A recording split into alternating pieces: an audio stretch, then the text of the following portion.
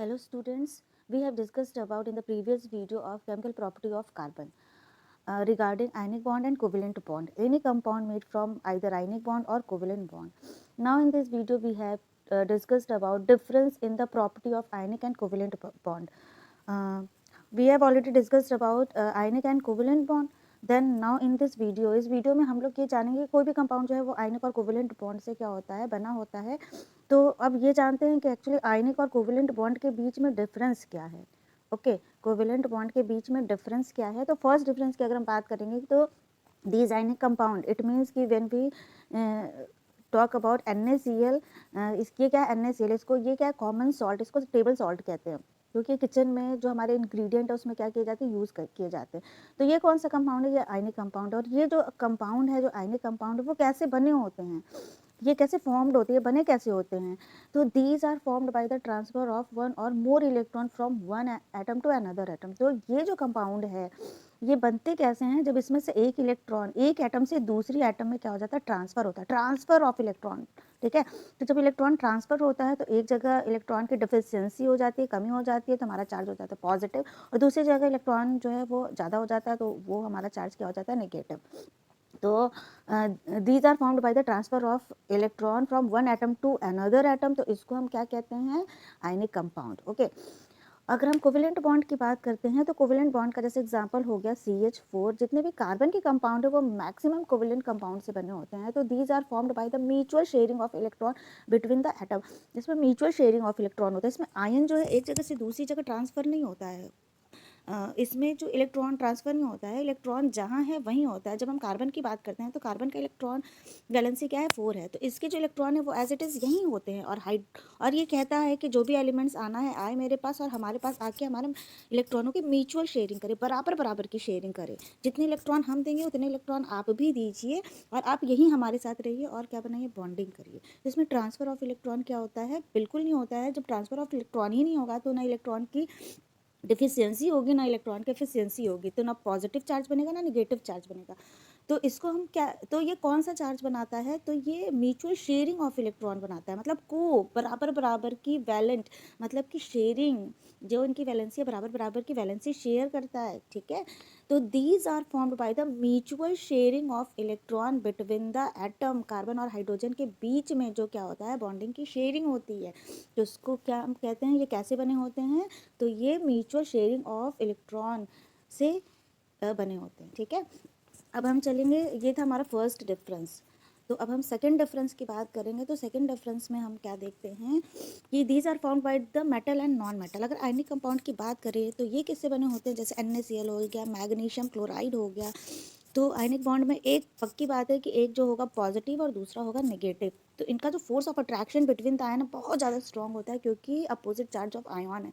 तो ये हमेशा नॉन मेटल और मेटल के बीच में बने होते हैं। पॉजिटिव का मतलब ये तब होता है जब ये इलेक्ट्रॉन को दे देता है, और ये पॉजिटिव कैसे होता है, जब इसके लास्ट में 1 2 और 3, जब इसका वैलेंस इलेक्ट्रॉन 1 2 3 होता है, तो these element are easily donate of electron to complete their octet. ये जो है इजिली इलेक्ट्रॉन को डोनेट करते हैं अपने ऑक्टेट को कंप्लीट करने के लिए।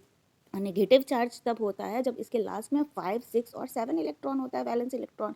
ये क्या करते हैं कि इलेक्ट्रॉन को एक्सेप्ट करते हैं टू कंप्लीट देयर ऑक्टेट। तो अगर 1 2 3 है तो ये इलेक्ट्रॉन को देगा, तो ये बनाएगा पॉजिटिव चार्ज, और 5 6 7 है तो ये इलेक्ट्रॉन को एक्सेप्ट करेगा, तो ये बनाएगा नेगेटिव चार्ज। तो ये कब पॉसिबल होगा, जब एक मेटल होगा और दूसरा क्या होगा, नॉन मेटल होगा। तो ये जाहिर सी बात है कि जब मेटल और नॉन मेटल होंगे तो एक पॉजिटिव और एक नेगेटिव होगा, तो ही ये क्या बनाएगा, आयनिक कंपाउंड। ठीक है, तो मतलब कि ये formed between the metal and non metal. और दूसरा कोवेलेंट बॉन्ड में क्या होता है कि these are formed between the non metal. इसमें जो हमारे एटम होते हैं ना, ये दोनों के दोनों क्या होते हैं, नॉन मेटल होते हैं। जैसे कि कार्बन भी नॉन मेटल है और हाइड्रोजन भी नॉन मेटल है, तो ये दोनों क्या बनाते हैं, कोवेलेंट बॉन्ड बनाते हैं।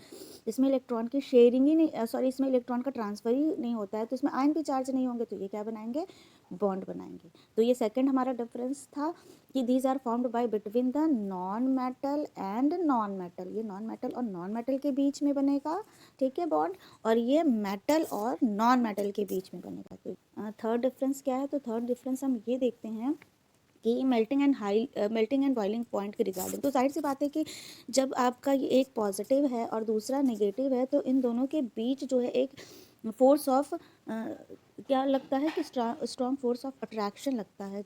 जब एक पॉजिटिव और नेगेटिव रहेगा तो क्या होगा, इन दोनों के बीच स्ट्रॉन्ग फोर्स ऑफ अट्रैक्शन होगा, क्योंकि अपोजिट चार्ज ऑफ आयन की वजह से जाहिर सी बात है कि फोर्स बहुत ज़्यादा स्ट्रॉन्ग होगा, और जो चीज़ जितनी छोटी होती है उसका फोर्स उतना ही ज़्यादा स्ट्रॉन्ग होगा। तो एटम्स पता ही है कि वो बहुत ही ज़्यादा छोटे होते हैं, इनविजिबल होते हैं, तो जितनी ज़्यादा छोटी होगी तो उतनी ही ज़्यादा फोर्स क्या होगा, बहुत ज़्यादा हाई फोर्स होगा, क्योंकि ये क्या होते हैं, इलेक्ट्रोस्टैटिक फोर्स होते हैं, इनके बीच एक इलेक्ट्रोस्टैटिक फोर्स होता है, जिस फोर्स से क्या होता है, ये एक दूसरे को अट्रैक्ट करके रखे रहते हैं। तो इनको अलग करना क्या होता है, अलग करने के लिए, इसको ब्रेक डाउन करने के लिए बहुत ज़्यादा एनर्जी चाहिए होता है, तब जाके ये क्या होते हैं, अलग हो जाते हैं। जैसे NaCl को आप क्या करोगे, गैस पर रख दोगे तो बहुत ज़्यादा 200 या 150 डिग्री टेम्परेचर ही दे पाओगे ना। कभी देखा है कि NaCl कभी मेल्ट नहीं होता है। NaCl को मेल्ट करने के लिए लगभग 800 डिग्री से ऊपर का टेम्परेचर चाहिए होता है, जो पॉसिबल नहीं है। ठीक है, तो ये क्यों ऐसा होता है, क्योंकि आयनिक कंपाउंड से बने होते हैं, ये आयनिक कंपाउंड होते हैं। ठीक है, तो इसलिए इनकी मेल्टिंग और बॉइलिंग पॉइंट क्या होती है, बहुत ज़्यादा हाई होती है। Strong force of attraction between the ion की वजह से मेल्टिंग पॉइंट हाई होगी, तभी उसके बाद क्या होगा, बॉइलिंग होगा। अब हम लोग चले कोवेलेंट बॉन्ड की तरफ से। तो कोवेलेंट बॉन्ड जो होते हैं वो क्या होते हैं, ये कार्बन और कार्बन और जो कार्बन के जितने भी हमारे कंपाउंड होते हैं वो क्या होते हैं, वो इजीली ब्रेक डाउन होते हैं। जैसे हम मीथेन की बात करें, या फिर कार्बन डाइऑक्साइड की बात करें, या फिर ओजोन की बात करें, तो ये सब किससे बने होते हैं, ये सब जो है ये बॉन्ड से बने होते हैं। इसमें आयन नहीं होता है, इसमें थोड़ा सा भी प्रेशर पड़ता है तो ये क्या होते हैं, ये तुरंत से मेल्ट हो जाते हैं, तुरंत से इनका जो बॉन्डिंग है वो क्या हो जाता है, टूट जाता है। इसलिए कोवेलेंट बॉन्ड जो है, इनकी मेल्टिंग पॉइंट क्या होती है, याद रखना, इनकी मेल्टिंग पॉइंट होती है लो। ठीक है, मेल्टिंग एंड बॉइलिंग पॉइंट जो है लो होती है, और आयनिक कंपाउंड की जो मेल्टिंग एंड बॉइलिंग पॉइंट है, okay, melting and boiling point होती है, वो क्या होती है, हाई होती है। ओके, अच्छा, अब इसके बाद हम चलते हैं, हमारा जो नेक्स्ट जो हमारा नेक्स्ट हम बात करें सॉलिबिलिटी की। ठीक है, नेक्स्ट हम सॉलिबिलिटी की बात अगर करें तो सॉलिबिलिटी में हम क्या देखते हैं कि जो आयनिक कंपाउंड है, ठीक है, वो क्या होते हैं, वो वाटर में सल्यूबल हो जाता है। अगर आयनिक कंपाउंड की बात करें तो आयनिक कंपाउंड किससे बने होते हैं, पॉजिटिव और नेगेटिव थे। तो पॉजिटिव और नेगेटिव के कंपाउंड को हम क्या कहते हैं, पोलर कंपाउंड। ओके, ये क्या होते हैं, पोलर। पोलर क्यों होते हैं, क्योंकि पोल बनाते हैं, एक पॉजिटिव हो गया, एक नेगेटिव हो गया, तो अपोजिट चार्ज ऑफ आयन की वजह से ये दो पोल बनाते हैं, जिसको हम कहते हैं पोलर। तो पोलर जो हमारा कंपाउंड है वो किस में डिसॉल्व होगा, वो पोलर में ही डिसॉल्व होगा। और जितने भी कार्बन के कंपाउंड है, ठीक है, कार्बन के कंपाउंड मतलब कि अल्कोहल हो गया, पेट्रोल हो गया, क्लोरोफॉर्म हो गया, ये सभी के सभी किससे बने होते हैं, कार्बन से बना होते हैं। जितने भी ऑयली हमारा कंपाउंड है, ऑयल से बना हुआ कंपाउंड, वो भी किसका कंपाउंड है, कार्बन का कंपाउंड है। तो कभी देखा है कि ऑयल में अगर नमक को हम डिज़ोल्व करें तो वो डिज़ोल्व हो जाता है, नहीं डिज़ोल्व होता है। तो मैक्सिमम क्या होता मैक्सिमम ये होता है कि जितने भी हमारे पोलर सॉल्वेंट हैं, ठीक है, जितने भी हमारे पोलर सॉल्वेंट हैं वो किस में डिज़ोल्व होते हैं, वाटर में डिज़ोल्व हो जाते हैं, क्योंकि वाटर भी H+ और OH नेगेटिव बनाते हैं, पॉजिटिव और नेगेटिव। तो they are soluble in polar solvent like water, but they are insoluble in organic solvent like alcohol, petrol and chloroform. ठीक है, तो और कोवेलेंट कंपाउंड में क्या होता है कि कोवेलेंट कंपाउंड जो होते हैं वो कौन से कंपाउंड होते हैं, वो कार्बन के कंपाउंड होते हैं। तो जितने भी कार्बन कंपाउंड होते हैं वो क्या होते हैं, नॉन पोलर। ठीक है, क्योंकि आयनिक बॉन्ड अगर आयन नहीं है तो वो क्या हो गए, आयन आयन है तो वो पोल बनाएंगे, बट उसमें आयन नहीं है तो वो क्या बनाएंगे, वो क्या कहलाएंगे, नॉन पोलर। तो ये जो नॉन पोलर है वो नॉन पोलर में ही क्या होगा, डिसॉल्व होगा। तो they are generally insoluble in polar solvent. ये जो है जनरली जो है क्या होते हैं, इनसोल्यूबल होते हैं पोलर में, बट सोल्यूबल इन, लेकिन सोल्यूबल होते हैं नॉन पोलर सॉल्वेंट में, लेकिन नॉन पोलर सॉल्वेंट में सोल्यूबल होते हैं, जैसे कि अल्कोहल हो गया, पेट्रोल हो गया, क्लोरोफॉर्म फॉर्म हो गया। अब अल्कोहल में देख लो कि इसमें क्या तुम्हारा डिजॉल्व होता है, कार्बन डाइऑक्साइड इजिली से डिजॉल्व होता है, क्योंकि अल्कोहल भी तुम्हारा क्या है, नॉन पोलर है, और कार्बन डाइऑक्साइड भी तुम्हारा क्या है, नॉन पोलर है।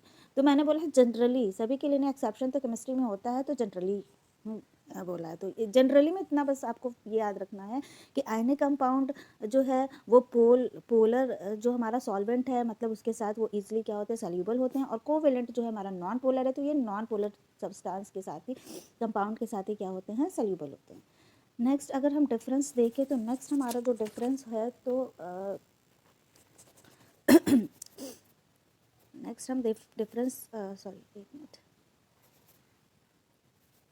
नेक्स्ट अगर हम डिफरेंस देखें तो जो हमारा फर्स्ट डिफरेंस है, क्योंकि ionic compound they made from positive and negative ion. So that is present in ion, they conduct electricity, ठीक है। ये इसमें पॉजिटिव और निगेटिव आयन है। तो कैसे आयन आया भैया, क्योंकि इलेक्ट्रॉन का ट्रांसफर हुआ, और जब इलेक्ट्रॉन का ट्रांसफर हुआ मतलब इलेक्ट्रॉन का मूवमेंट हुआ, और जब मूव होगा तभी वो क्या मूव करेंगे, उनके मूव करने से जो एनर्जी निकलती है वो कौन से फॉर्म में निकलती है, वो इलेक्ट्रिसिटी के फॉर्म में निकलती है। तो आयन होगा तो इलेक्ट्रिसिटी प्रोड्यूस होगी होगी। इट मीन्स कि जितने भी आयनिक कंपाउंड है दे कंडक्ट इलेक्ट्रिसिटी, ये इलेक्ट्रिसिटी को क्या करते हैं, कंडक्ट करते हैं। लेकिन एक चीज़ याद रखना कि ये इलेक्ट्रिसिटी कब कंडक्ट करते हैं, ये इलेक्ट्रिसिटी दो कंडीशन में कंडक्ट करते हैं, या तो ये लिक्विड स्टेट में हो या तो ये मोल्टेन स्टेट में हो, ठीक है। लिक्विड स्टेट का मतलब कि इसमें जब हम एक्वस सोल्यूशन, जब हम NaCl में, ठीक है, पानी डिजोल्व कर दे, जब ये लिक्विड मीडियम में बना दे, तो ये क्या हो जाएगा हमारा लिक्विड स्टेट में। तब हम अगर उसको इलेक्ट्रोड लगा के बल्ब, अगर हम कहेंगे कि हाँ हमको बल्ब जो है ऑन करना है, तो बल्ब जो है ग्लो करेगा, ठीक है। लेकिन अगर हम चाहे कि खाली NaCl का ड्राई पाउडर रहे, ठीक है, सॉलिड स्टेट रहे, तो अगर हम उसमें ही अगर हम क्या कर देंगे, इलेक्ट्रोड डालेंगे, तो इलेक्ट्रिसिटी कभी जो है वो ग्लो नहीं करेगा, ठीक है। तो ये याद रखना, या तो वो कौन से स्टेट में हो, या तो वो लिक्विड स्टेट में हो या तो वो मोल्टेन स्टेट में हो। अच्छा, मोल्टेन स्टेट का क्या मतलब होता है कि जब हम NaCl को बहुत हाई टेम्परेचर को मेल्ट ही कर दे बिना पानी डाल दे, तो उस सिचुएशन को हम क्या कहते हैं, मोल्टेन स्टेट। और जब NaCl में वाटर मिला के जब हम लिक्विड एक्वस सोल्यूशन बनाते हैं, तो ये हमारा होता है लिक्विड। तो दोनों का मीडियम क्या है कि दोनों एज ए लिक्विड स्टेट में है, और इलेक्ट्रॉन हमेशा लिक्विड स्टेट में ही क्या करेगा, फ्लो करेगा। तो ये कंडीशन है कि जितने भी हमारे आयनिक कंपाउंड है, ठीक है, आयनिक कंपाउंड के लिए कंडीशन होती है कि इलेक्ट्रॉन तभी फ्लो करेगा जब वो लिक्विड मीडियम में। They do not conduct electricity in solid state, ठीक है, but they conduct electricity in molten state and aqueous solution. लेकिन अगर हम कोवेलेंट बॉन्ड की बात करते हैं तो they do not contain ion. अगर हम बात करें कार्बन डाइऑक्साइड की, सल्फर डाइऑक्साइड की, प्लास्टिक हो गया, ग्लास हो गया, आपके क्लोथ्स हो गए, ये सभी के सभी जो है वो किससे बने होते हैं, कार्बन। जब कार्बन से बने ही होते हैं तो जाहिर सी बात है कि कार्बन हमेशा क्या बनाता है, कोवेलेंट बॉन्ड बनाता है। तो कोवेलेंट बॉन्ड बनाने की वजह से ये क्या करेगा कि इसमें कभी जो है आपकी इलेक्ट्रिसिटी जो है वो कंडक्ट नहीं होगी, क्योंकि इसमें एब्सेंस ऑफ आयन, इसमें आयन होते ही नहीं। तो जब आयन नहीं होंगे तो ये इलेक्ट्रिसिटी कंडक्ट करेगा ही नहीं। तो they do not conduct ion, ये आयन कंडक्ट नहीं करता है, and hence they generally bad conductor of electricity। तो याद रखना कि any compound is good conductor of electricity, और ये क्या होते हैं, ये जो है ये bad conductor of electricity, क्योंकि ये आयन से बने होते हैं। और ये किससे बने होते हैं, ये बने होते हैं तुम्हारा विदाउट आयन से, ओके।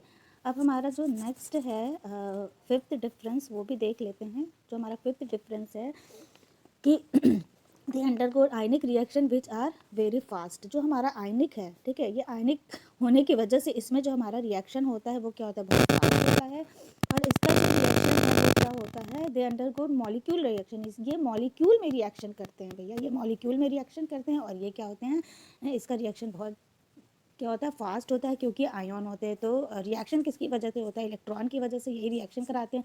जब ये जंप करके एक जगह से दूसरी जगह जाएंगे तो रिएक्शन फास्ट ही होगा। लेकिन इसमें क्योंकि आयन नहीं होते हैं तो ये मॉलिक्यूलर फॉर्म में क्या करते हैं, रिएक्शन करते हैं।